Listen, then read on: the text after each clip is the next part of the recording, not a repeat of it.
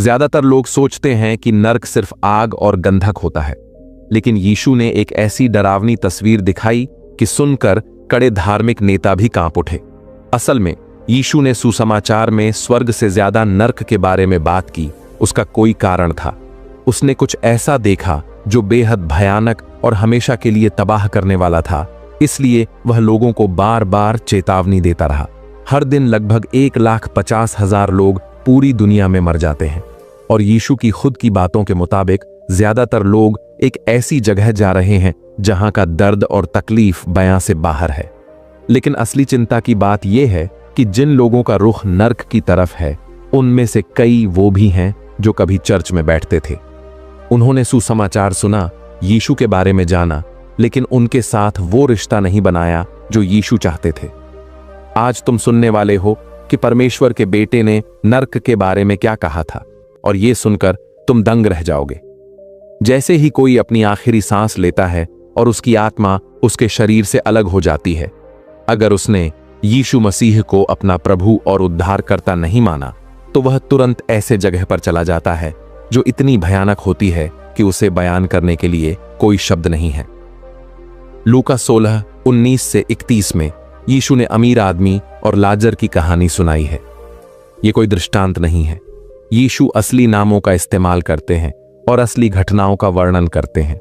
जब अमीर आदमी मरता है तो वह तुरंत नर्क में पहुंच जाता है, और सबसे पहली चीज जो उसे महसूस होती है वह है आग की यातना। लेकिन ध्यान दो कि वह क्या कहता है, मैं इस आग में जल रहा हूं। यहां यीशु ने जो ग्रीक शब्द इस्तेमाल किया है वह है बासनिजो, जिसका मतलब है यातना देना, गंभीर दर्द से परेशान करना, कष्ट देना। यही शब्द सबसे भयंकर शारीरिक और मानसिक पीड़ा को दर्शाने के लिए इस्तेमाल होता है।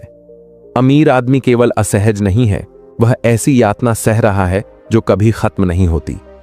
सोचो, अब तक तुम्हें जो सबसे ज्यादा दर्द हुआ हो, शायद ये टूटा हुआ हड्डी था, किडनी स्टोन था, या फिर किसी अपने को खोने का दर्द। अब सोचो कि वो दर्द 1000 गुना बढ़ जाए और कभी खत्म ना हो। ना कोई आराम, ना दवा, ना बेहोशी में जाने का रास्ता। ये तो बस शुरुआत है जो यीशु ने बताया था। लेकिन यहां से तो बात और भी डरावनी हो जाती है।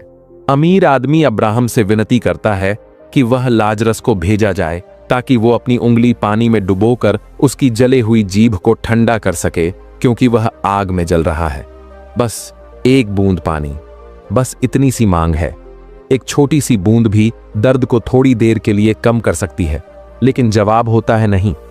अब्राहम समझाता है कि स्वर्ग और नरक के बीच एक बड़ी खाई है जिसे कोई पार नहीं कर सकता। यह नरक के बारे में कुछ ऐसा है जो दिल को सिहरा कर रख देता है। सिर्फ शारीरिक दर्द ही नहीं है वहां, बल्कि पूरी तरह से और हमेशा के लिए निराशा है। इस जिंदगी में चाहे हालात कितने भी बुरे हों, हमेशा ये उम्मीद रहती है कि कल बेहतर हो सकता है। लेकिन नरक में कोई कल नहीं होता। वहां तो घड़ी भी नहीं जो ये बताए कि वक्त क्या हुआ है। धरती पर ज्यादातर हालात में आप अपनी परेशानियां 1-2 लोगों से बांट सकते हैं और आपको थोड़ा आराम महसूस होता है। लेकिन नर्क में ऐसा नहीं होता। वहां सिर्फ ये कड़वा सच होता है कि ये यातना कभी खत्म नहीं होगी। यीशु ने यहीं नहीं रुके। मत्ती 8:12 में उन्होंने नर्क को बाहर के अंधकार के रूप में बताया है, जहां रोना और दांत पीसने का माहौल होगा। बाहर की अंधेरी उस अंधकार को कहते हैं जो इतना गहरा और पूरा होता है कि इंसान की समझ से परे होता है। यह सिर्फ रोशनी का न होना नहीं है, ये एक ऐसा अंधेरा है जिसे महसूस किया जा सकता है, जो हर तरफ से आप पर दबाव डालता है। सोचो कि तुम पूरी काली अंधेरी में फंसे हो, इतनी अंधेरी कि अपने सामने अपना हाथ तक नहीं देख पाओ, और साथ ही साथ आग की लपटों में जल रहे हो। इतना अंधेरा है कि तुम्हें यह तक पता नहीं चलता कि तुम्हारा अगला पड़ोसी किस हाल में है। यीशु ने जो रोना और दांत पीसने की बात कही है, वो सिर्फ रोना नहीं है। ये उन आत्माओं की आवाज है जो पूरी तरह दर्द में है। ये उस शख्स की आवाज है जिसने सब कुछ खो दिया हो और समझ गया हो कि वो कभी वापस नहीं मिलेगा। दांत पीसना गुस्सा, फ्रस्ट्रेशन और असहनीय दर्द का शारीरिक असर दिखाता है। लेकिन शायद यीशु के बयान का सबसे डरावना पहलू मरकुस 9:34-848 में मिलता है। जहां वह बार बार कहते हैं कि जहां उनका कीड़ा नहीं मरता और आग बुझती नहीं। यहां जो कीड़ा यीशु बता रहे हैं वह कोई साधारण कीड़ा नहीं है, बल्कि वह कीड़ा है जो सड़े हुए मांस को खाता है। नरक में ये कीड़े कभी नहीं मरते और कभी खाना बंद नहीं करते। इसका मतलब है कि नरक में लोग हमेशा सड़ते और बिगड़ते रहते हैं। ऐसे कीड़े उन्हें खाते रहते हैं जो कभी मरते नहीं, और साथ ही साथ वे आग में जलते रहते हैं जो कभी बुझती ही नहीं। यीशु बिल्कुल साफ कह रहे हैं कि नरक की आग कभी बंद नहीं होती, उसका ईंधन कभी खत्म नहीं होता और वो एक पल के लिए भी कमजोर नहीं पड़ती। अब यहां एक बात है जो आपको हैरान कर देगी। यीशु ने मत्ती 7:13-14 में कहा कि ज्यादातर लोग इसी रास्ते पर जा रहे हैं। उन्होंने कहा, सीधे दरवाजे से अंदर जाओ, क्योंकि चौड़ा है वह दरवाजा और चौड़ा है वह रास्ता जो विनाश की ओर ले जाता है, और वहां बहुत से लोग जा रहे हैं।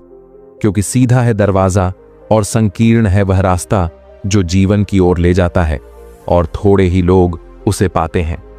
बहुत सारे का मतलब होता है ज्यादा संख्या, अधिकांश। यीशु हमें बता रहे हैं कि ज्यादातर लोग सिर्फ बुरे लोग नहीं, बल्कि अधिकांश लोग नर्क की राह पर हैं। अभी जब तुम ये सुन रहे हो, तुम्हारे परिवार में, काम वाली जगह पर, मोहल्ले में ऐसे लोग हैं जो इस अकल्पनीय कष्ट की तरफ बढ़ रहे हैं, और ज्यादातर को तो यह भी पता नहीं कि उनका क्या इंतजार कर रहा है। रहस्योद्घाटन 14:10-11 में यूहन्ना ने उन लोगों की हालत बताई है जो परमेश्वर को ठुकरा देते हैं। वे लोग परमेश्वर के क्रोध की वो शराब पिएंगे जो बिना किसी मिलावट के उसके गुस्से के प्याले में डाली जाएगी, और उन्हें पवित्र फरिश्तों के सामने और मेमने के सामने अग्नि और सल्फर की यातनाएं सहनी पड़ेंगी, और उनकी यातनाओं का धुआं सदा सदा के लिए उठता रहेगा, और उन्हें न दिन की छुट्टी है न रात की। ध्यान देना उस बात पर, न दिन की न रात की छुट्टी। इस जिंदगी में चाहे हालात कितने भी बुरे हों, हमें आराम के पल मिल ही जाते हैं। हम सो सकते हैं, हम ध्यान भटका सकते हैं, हम बेहतर दिनों की उम्मीद रख सकते हैं, लेकिन नरक में कोई आराम नहीं होता। दर्द से बचने के लिए कोई नींद नहीं होती, पीड़ा से ध्यान हटाने के लिए कोई झूठी खुशी नहीं होती, कुछ बेहतर की कोई उम्मीद नहीं होती। लेकिन जो चीज इसे और भी ज्यादा भयंकर बनाती है वो ये है कि नरक इंसानों के लिए नहीं बनाया गया था। यीशु ने मत्ती 25:41 में कहा, मेरे से जाओ हे शापितों, उस अनंत आग में जो शैतान और उसके दूतों के लिए तैयार की गई है। नरक शैतान और उसके राक्षसों के लिए बनाया गया था। जब इंसान वहां जाते हैं तो वे ऐसे सजा के स्थान में प्रवेश कर रहे होते हैं जो उनसे कहीं ज्यादा बुरे प्राणियों के लिए बनाया गया था। 1 मिनट के लिए इस बात को सोचो। अगर कभी तुम ऐसे किसी जगह गए हो जहां तुम्हारा होना सही नहीं था, जैसे किसी फॉर्मल इवेंट में गलत कपड़े पहनना, या ऐसी जगह होना जहां बाकी सब तुमसे कहीं ज्यादा काबिल थे, तो तुम्हें पता होगा कि वो कितना असहज महसूस होता है। अब सोचो कि हमेशा के लिए ऐसी जगह में रहना जो सबसे बुरे लोगों की सजा के लिए बनाई गई हो। नरक में अकेलापन बयां करने से बाहर है। लूका 13:27-28 में यीशु बताते हैं कि लोग बाहर निकाले जाएंगे। कहते हैं, वहां रोना और दांत पीसना होगा जब तुम अब्राहम, इसहाक, याकूब और सारे पैगंबरों को परमेश्वर के राज्य में देखोगे और तुम खुद बाहर निकाल दिए जाओगे। भटके हुए लोग अपने दर्द की जगह से स्वर्ग की खुशी और शांति को देख पाएंगे, लेकिन वे हमेशा के लिए उससे जुदा रहेंगे। वे दूसरों को परमेश्वर की उपस्थिति का आनंद लेते देखेंगे, जबकि वे अपने आप को बाहर के अंधकार में पाएंगे। लेकिन शायद नर्क का सबसे दर्दनाक पहलू यह है कि इसे पूरी तरह से टाला जा सकता है।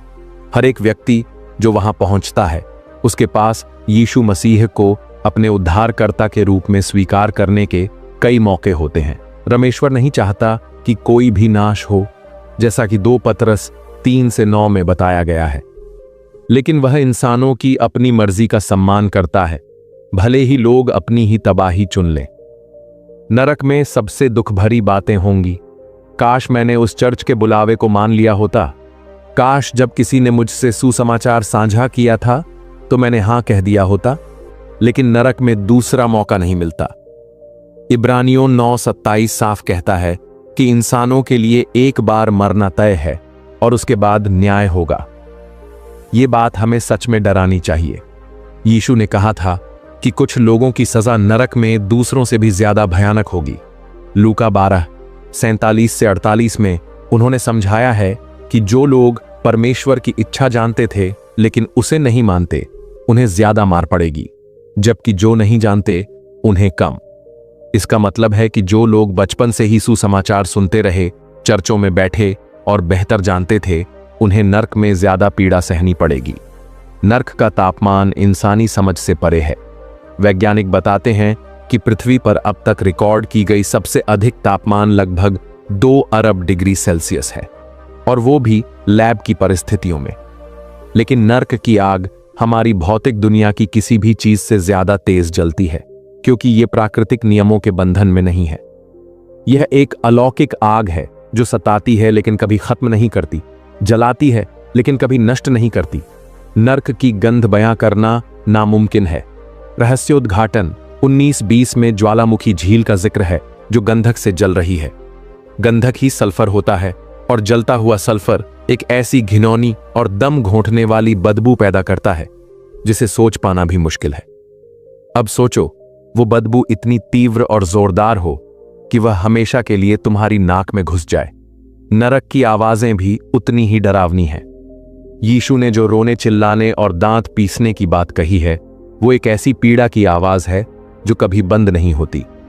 सोचो, लाखों आत्माएं दर्द में चिल्ला रही हैं, दया मांग रही हैं जो कभी नहीं मिलेगी, राहत की भीख मांग रही है जो कभी नहीं आएगी। लेकिन असली नरक को नरक बनाने वाली बात यह है कि वहां सिर्फ शारीरिक यातना नहीं होती, बल्कि वो आध्यात्मिक पीड़ा होती है। नरक में लोग पूरी तरह से परमेश्वर से अलग हो जाते हैं, जो कि सारा प्यार और अच्छाई का स्रोत है।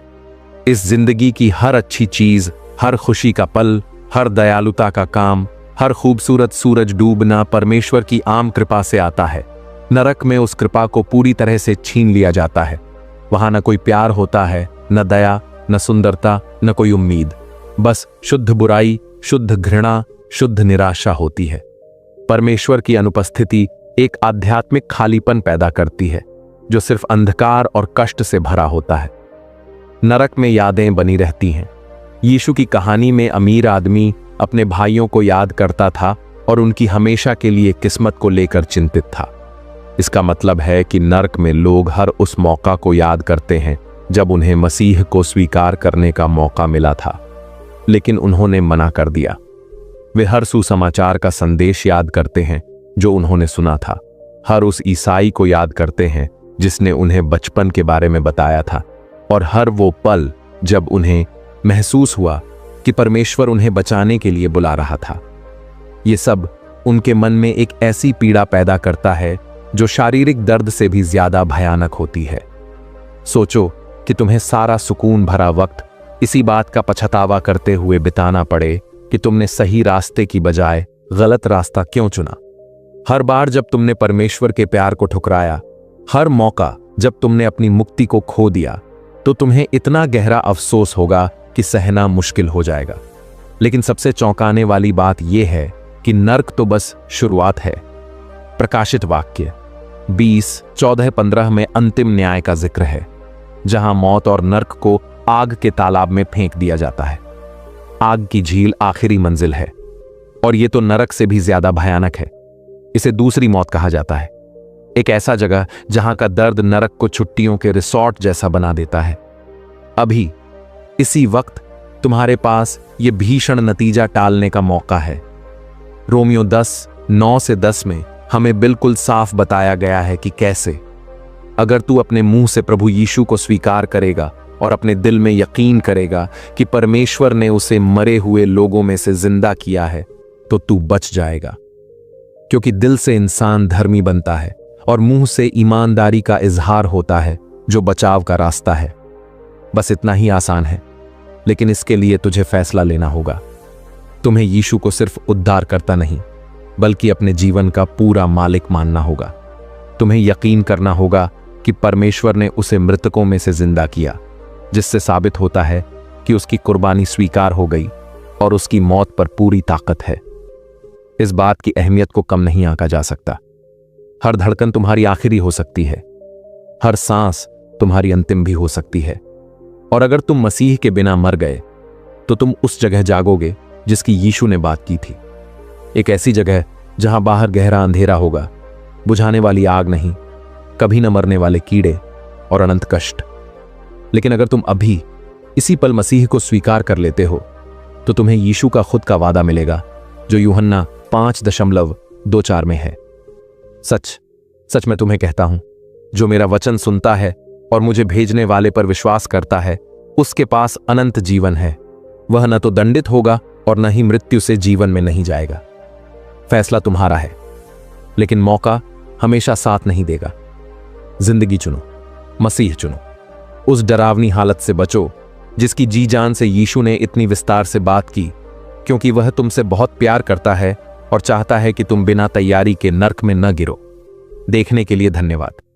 अगर आपको हमारे वीडियो पसंद आते हैं तो कृपया हमारे YouTube चैनल को सब्सक्राइब करें।